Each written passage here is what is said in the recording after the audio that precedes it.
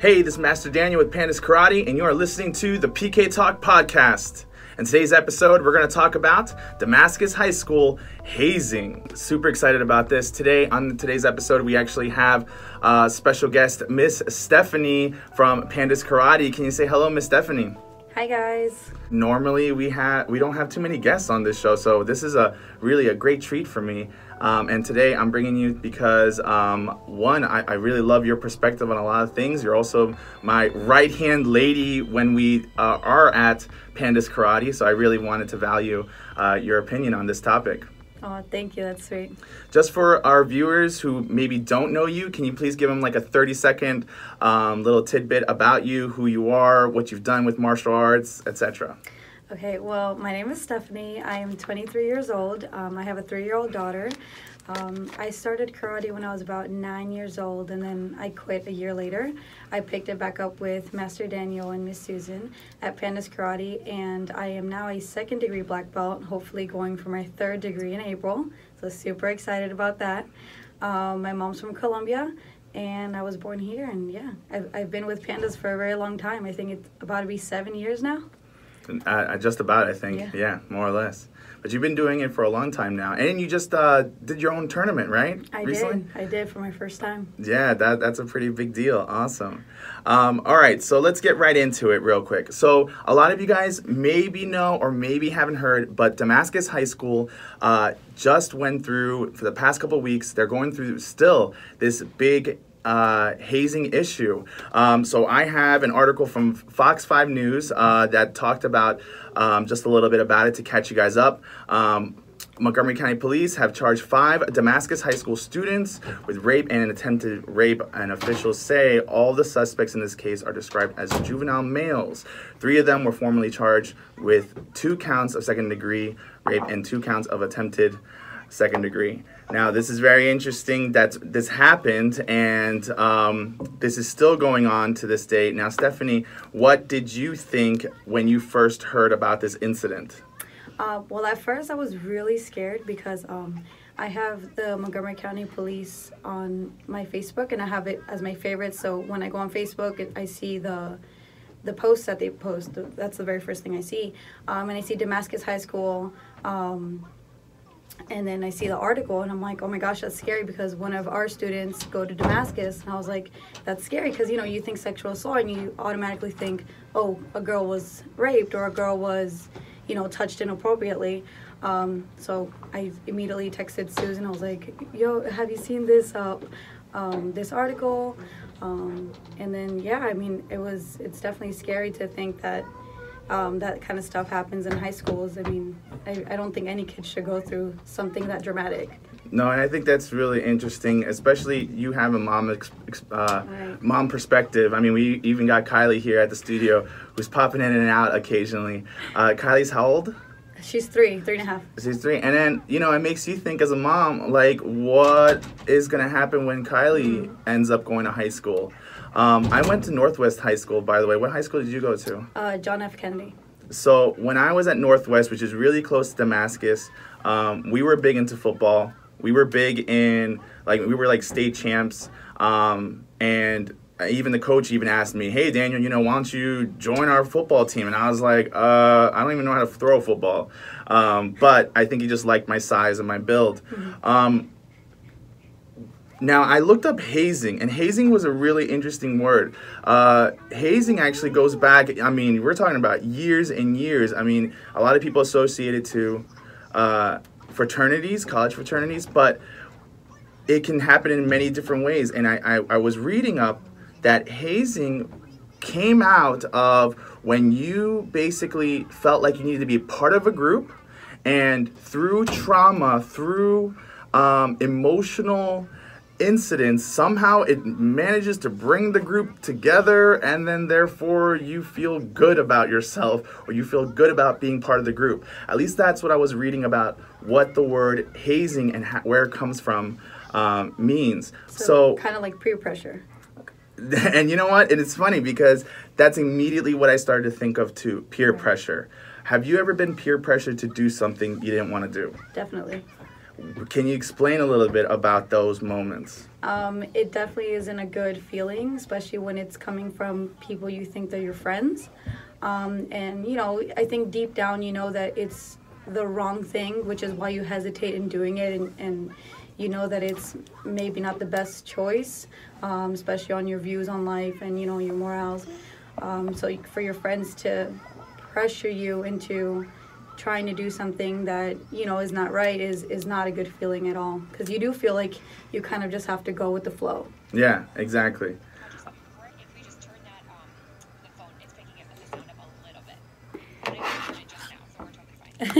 Sorry. All right, so talking about that incident, like, explain to me, like, if, all right, let's go back into 2018, you know, right now. If somebody is about to, let's say, let's choose football for a second. If someone's going to decide, I'm going to join this football team, and I'm going to just really, like, I want to be a part of them, but this group kind of does team building in a very interesting way. I mean, does that make you not want to do it, or would you feel like, okay, I'm going to be peer pressure to do it? I mean, me personally, I try my best not to fall into peer pressure, just because the way my mom raised me, and like it's just the way I view things. I'd rather not have any friends than do something that is against what I believe. But I think kids definitely feel like, okay, I really want to do football, or you know, it also brings scholarships and it looks good, you know, to colleges. So they feel like, okay, it's not that bad. Everyone does it. Why not? Yeah, okay. No, that sounds good. That sounds fair. I mean, I've been peer pressured to do a lot of different things. I mean, you know, when my friends told me to go egg and house one day, I got into that Honda Civic and I ended up egging a house. I mean, definitely don't recommend that to anybody. Not good. But, you know, that just shows you what the power of people and kids and teens can do to you. I mean, it can make you do either really positive stuff or really negative. And I think that's sad, especially when you're trying to find belonging, like you want to belong to the group. Right. So it's very interesting with that. So I want to talk about another report from the Washington Post that basically we're looking at how that Damascus continues to play their football games. They're actually on a hot streak right now. They're doing really well currently. But there was a controversy of whether the varsity football team should continue playing games, or should they just cancel altogether, especially since Damascus as a whole, as a community, is going through something detrimental. I mean, what's your opinion about that? I mean, that's definitely a hard one, because I feel like it is getting taken care of. It's like the issue hasn't, you know, it's not like they haven't done anything. But at the same time, I feel like maybe it wasn't just, it's not just JV's fault. I'm not saying that it's varsity's fault, but it should be more as like the whole football, or maybe even like the coach, or like, you know, everyone should be not suspended. I don't know what the word is, like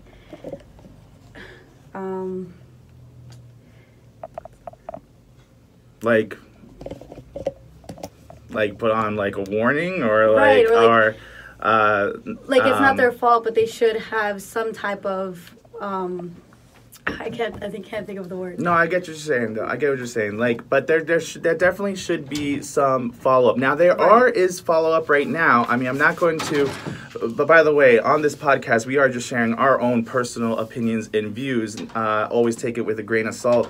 But from the superintendent of Montgomery County Schools, I mean, he is saying that they are proactively trying to administer this situation, not only with law enforcement. I mean, if we go to what Police Chief Thomas Manger said about continuing football games, he's basically said that there is certainly there is certainly no indication so far that this incident extends beyond the junior varsity team. Mm-hmm. So therefore, they're saying, Montgomery County is saying, continue playing football, not to let the varsity team be affected. But the school is sending counselors, psychologists, each day during the week to provide support to the schools. And they are doing their part. They're talking to the coaches and athletic directors. They just sent out like a video to provide support for the school. So I do think that MCPS is actively helping out. What does scare me personally, and this is what, what scares me a lot, is this can't be the first time. That's, I was bullied from 4th grade to 11th grade.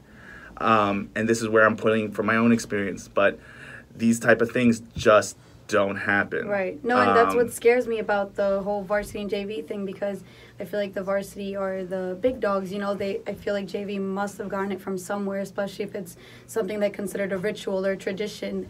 It has to have came from somewhere. And I was even speaking to my friend about it. What if the people on JV, like, it's happened to them and they just don't want to say anything about it?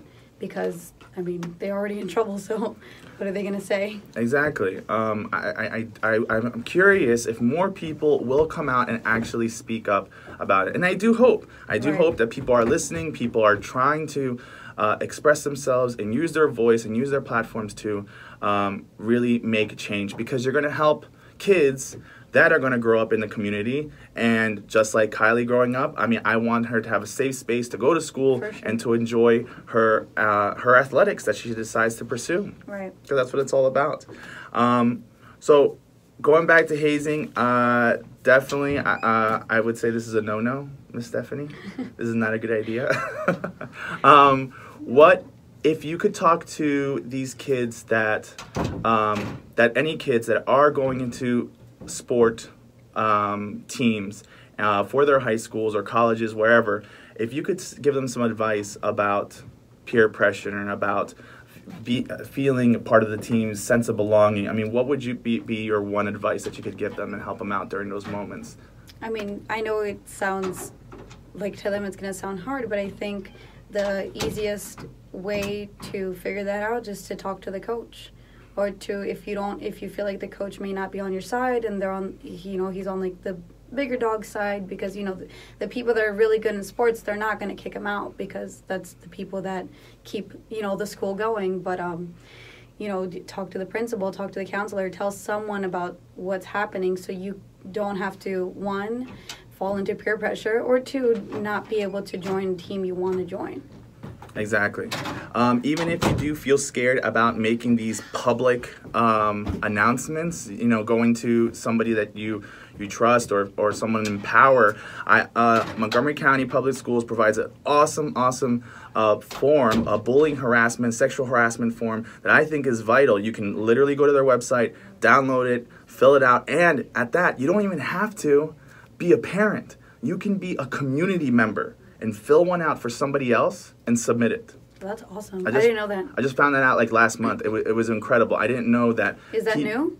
I think that language is new. Before, it was like you got to be like a parent or like an uncle. But now it's like if you're a community member that is directly with this child, you can submit one for them in their behalf. That's awesome. Now, that's really good. You might not get the follow-up, because you're not the parent or the guardian, because that's we're going to legal issues there.